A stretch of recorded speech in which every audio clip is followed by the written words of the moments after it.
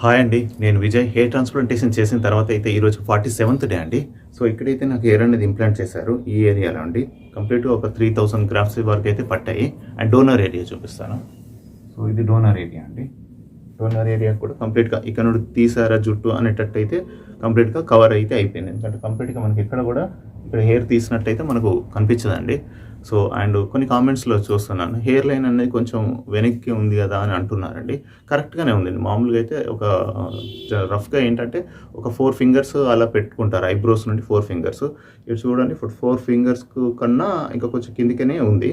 అంటే సరిగ్గానే ఉంది. నేను కూడా కొన్ని ఫస్ట్ అలాగే అనుకున్నాను. మీరు అశోక్ తన వీడియో చూస్తే మీకు అర్థమైపోయి ఉంటుంది. ఫస్ట్ స్టార్టింగ్‌లో కొంచెం వెనక్కి ఉన్నట్టు అనిపిస్తుంది. కానీ హెయిర్ ఫుల్‌గా వచ్చిన తర్వాత అయితే మనకు మొత్తం ఇదంతా కవర్ అవుతుంది కాబట్టి మనకు వెనక్కి ఉన్నట్టయితే అనిపించదండి.